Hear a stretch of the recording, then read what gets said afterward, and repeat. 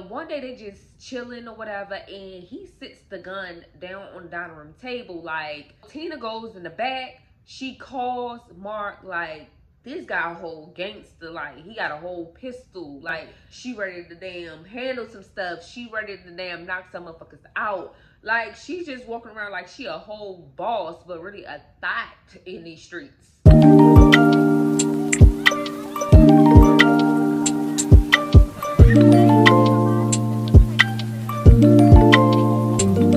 Hello everyone, and welcome back to the channel. Today I have another story time, and this story time is off the episode For My Man, and we're going to talk about a girl named Tina.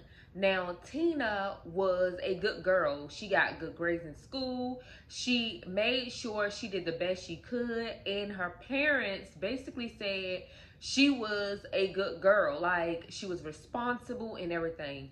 Tina had a son, and of course, a lot of times, often, Tina would get help from her parents. They didn't mind helping her one bit. They loved their grandson, they loved their daughter, and Tina was a good daughter. So they made sure they supported her and helped her in the things that she needed help with.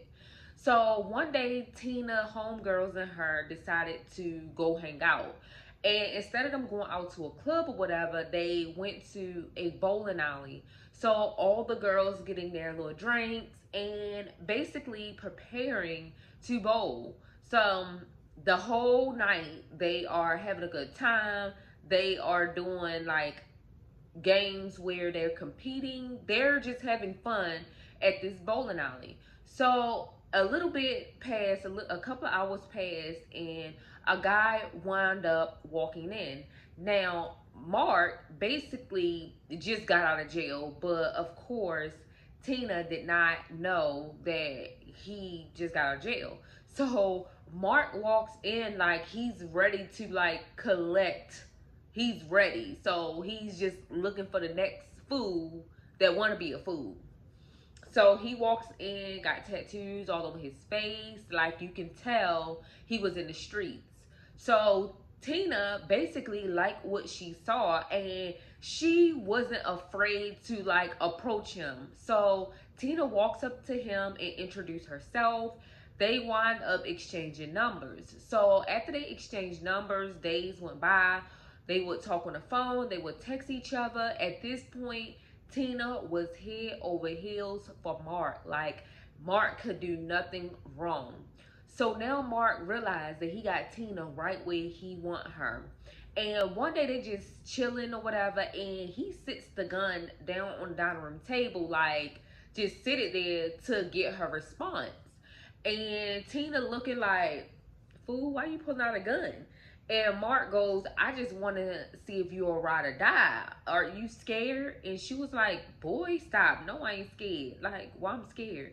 And he was like, nah, you know I'm in these streets. I can't get nobody's job. Nobody's going to hire me. Like, I've been in jail. Like, yeah, like, you know I'm not going to be bringing no money. So we got to get it how we got to get it. No, fool, you got to get it how you got to get it, because Tina had her parents, but of course she was head over heels for Mark. So at this point, she was willing to do whatever. So he goes, I see how the guys look at you when we going in public places or whatever. So what I was thinking was, you can go and be cute like you are or whatever, but be a little extra when you walk in these places. And when they look, they gotta pay. They want to touch, they gotta pay.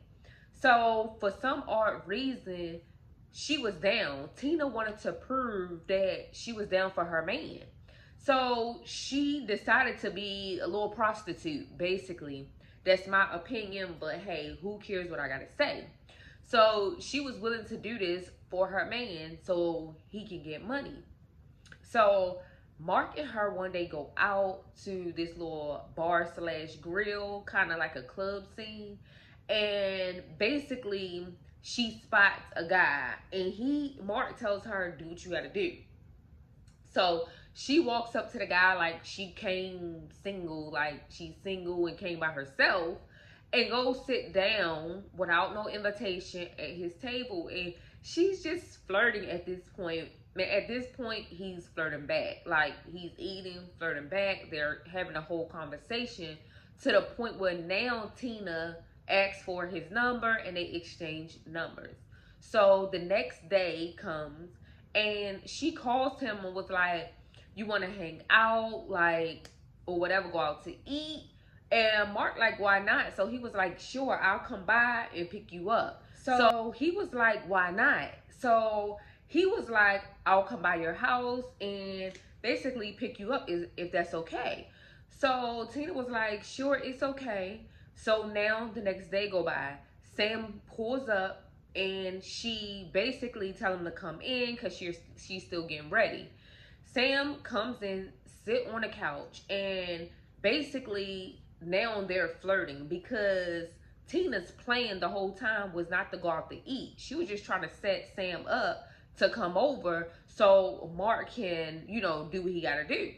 So now they just flirting and he touching her, she touching him, to the point where now they're starting to kiss. And she goes to get on top of him, just, you know, on his lap to kiss, and she feels like his pocket. And so she was like, ooh. So she was like, you got a gun? And he goes, yeah. Sam was like, I carry my piece everywhere I go because why not? Yes, I have one. She was like, oh. So she gets up and Sam pulls the gun out of his pocket and sits the pistol on the table. Sam didn't come to play. Baby girl, he don't trust you. And I wouldn't either. But she was like, hold on, let me go freshen up. So Tina goes in the back. She calls Mark like, this guy a whole gangster. Like, he got a whole pistol. Like, I don't think this gonna go the way we planned. Like, we might don't need to do this. So Mark like, oh, we ain't backing out now. Do what you supposed to do and let me handle what I supposed to do. So get back in there. So she was like, okay. Like, she goes back in and she coaches him, basically letting him touch her, and it's just getting hot and heavy to the point where now Tina gets Sam into the bathroom in the shower, and they're basically showering and getting it in. Like, she's dropping it low at this point. So now this gives Mark the opportunity to come in. So he comes in, both Sam and Tina get out of the shower, and when they get out the shower, they instantly see Mark, and Mark points his gun at Sam and was like, give me everything you got, bro. Just clean them pockets, give it all. So of course Sam don't want to die. He give his pistol, he give his money, he give his jewelry, he like take it all. And the crazy part about it is Sam got the hell out of there. Like, he got the fuck on. So now the next day come, and here come Tina calling Sam boo-hooing. Now, I don't know if the plan between her and Mark was to like kind of set him up again because they got what they wanted. But she called him like crying, like she don't know who it was. I mean, like, basically like she was sorry for like what happened. She goes to say like, he's my ex-boyfriend. I don't know how he got in my house. Like, I'm so sorry. So Sam was like, that's fine. He was believing her. And he was like, I'm about to come over. I'm going to call the police because I got a report that my weapon has been stolen, so that fool won't do no with my gun and it'll fall back on me. So Sam gets over there and Tina basically agrees, and Sam called the police. The police get over there. They take and report that Sam's gun has been missing and stolen. And when they ask Tina how do her ex look, she started describing a whole different person. And at this point, Sam was like, nah, this was a setup. And he's just looking at her like, bitch, that's not how the fuck he looked.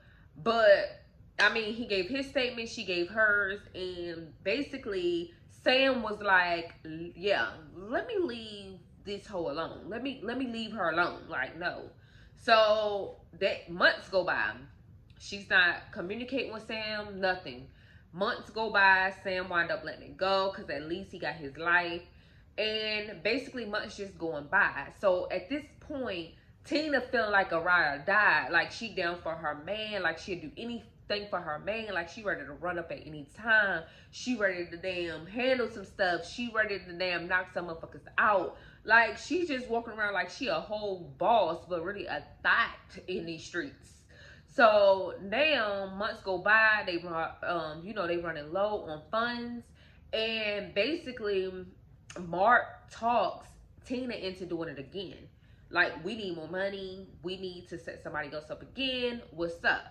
So Tina agrees, and they wind up going out. And when they went out, she wound up meeting a man named Tim. Now, Tim was flossing his money, talking about how much bread he got, and just going on and on. You know them type that really don't got all the money, but pulling out watts of money that they saved in their savings account type people. That's what he was doing. He was pulling out his money, honey. He offered to pay for her meal. Like, he was just carrying on something extra. And so she was like already instantly like, oh, I got another one. So she calls Mark, like, I think I got another one. He was like, work your magic, boo. Work your magic, babe. Like, do what you got to do for me. Like, for us. And so she like, okay, I got to do what I got to do for my man. So she wound up talking the guy into, exchanging numbers. So now her and Tim exchange numbers. And basically, like, the next day, she hit him up again. So she hit him up, asked, like, can she come over? And he agrees to her coming over. So at this point, she get all fresh, wear that tight dress that she normally wears to get attention. And she goes over there, knocks on the door, and one of the friends open the door, and she looking. Hey, Tim got like 2 roommates. He got a whole roommates, honey. He ain't balling like she thought he was, because he sharing bills with other motherfuckers. But, little behold, she had to keep doing what she had to do for her man. At this point, her pimp. But, yeah. But we gonna let her think that Tia think that it's her man at this point. So now she's in there, and they was like, like, he's in a bag or whatever. Tim's in the bag, like, and she was like, okay. So she goes to the back, goes to Tim's room, and he already ready for, like, in the room, like he already knew what time it was when he seen her. And so they right there, and they're talking and everything, do what they gotta do. Basically, she's dropping it down low again. Not surprised. And then afterwards, she goes and say, can you go to the store for me? And he says yes. Like, I would have been like, girl, why? Like, that's weird. So he wound up leaving to go to the store. She gets on her phone, calls Mark, like, yeah, the other dude that I came to see, Tim, he gone. But he got 2 roommates, and like, we might need to basically be careful. Like, I'm just letting you know it's 2 other dudes here, even though he gone. And so Mark was like, do what you gotta do. Go unlock the door, and basically I'm just gonna come in when you hear gunshots. Like, it's me. So basically he comes in, Mark comes in or whatever, and Mark instantly, like, go to these guys' room, because at this point they're in their rooms. One roommate is asleep, so he automatically shoots him. Go to the next room. The other roommate instantly jumps up because he's not asleep, he's just laying down. And Mark starts shooting and shooting and shooting, and he shoots the guy in his shoulder. The guy falls to the floor, and Mark starts shooting and shooting again, but he keeps missing. So at this point, Mark has ran out of bullets. Tim is nowhere to be found, and Tia is basically looking foolish somewhere in a car. She done ran to the car, literally, y'all. So Mark, like, screaming for Tia's name, like, Tia, Tia, Tia, Tia. Tia's nowhere to be found. So of course Mark thinks, he goes outside. Tia is pretending like she's asleep in the car, like she looks scared and everything. So he was like, we gotta get back in here and get what all we can get. So she gets out the car, come back in. They taking like game system, like little TVs, like a little bit of money. Like when y'all pawn this stuff, y'all not gonna get that much, basically, type money in. Your pimp slash man just shot a dude for this little bit of ass shit. But okay. So they gathered what they could. By this time, neighbors heard gunshots, so the police already on their way. They also hear sirens, so they automatically take off and run down the street. Now, why are they running down the street? I don't know, because y'all came in a whole car. Like, that's how you know they was dumb. So they running down the street with this stuff, y'all. And so eventually Tia like, I ain't used to this type of shit. I can't run. Like, bro, you just gonna have to like leave me. Like, I'm turning back around.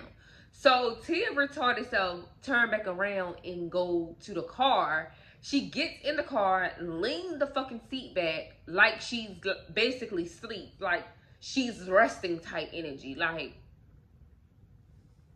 you ain't sleep. You're not sleep.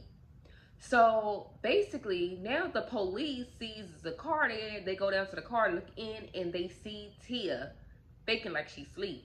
So they knocking on the window. Tia act like she like waking up, and she was like, yes, like, what's going on? You know what's going on. That's what I would have said, but I would have been like, ma'am, you already know. But the police was like, step out, ma'am. Can you please step out? We're gonna take you down to the police station. Yeah, like, you in this car right here in front of this door asleep don't make any sense. So come with us. So they take Tia down to the police station, and basically the guy that was shot in the arm remembers their faces and everything. So they wind up putting both of them, Mark and Tia, in a lineup, and they instantly pointed, you know, Tia out and Mark. They pointed them both out. So they both go to jail for this murder slash robbery. And basically they wind up talking Tia into basically, you know, going against her man Mark.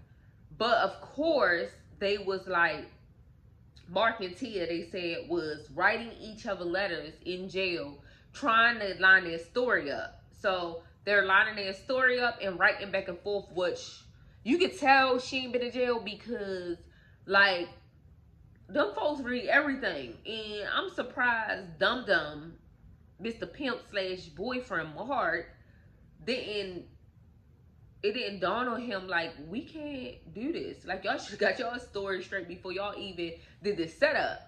But who am I again? So now they're basically trying to get their story right through letters and stuff. They go to trial and everything. And basically now, like, the public defenders is like over it. Cause like, yeah, we already know y'all been writing each other letters. And the attorneys or whatever was like, yeah, let's just get this over.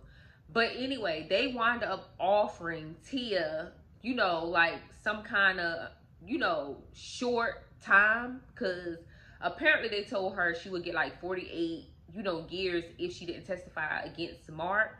So they wind up negotiating a deal with Tia. And of course, Tia finally, you know, testified against Mark. And Tia wound up getting only 10 years. And you know how much time Mark got, because he was already in jail. And then what make it so bad, had not too long ago got out when him and Tia first met. So of course Mark got 48 years in jail. So I mean, surprisingly only 48, because he did murder somebody, and attempted murder, and assault, battery, like the list goes on, like robbery. Like 48 just was nothing, but at least he got something. So you guys, this was all for episode For My Man. Don't forget to like, comment, and definitely subscribe to my channel. Peace.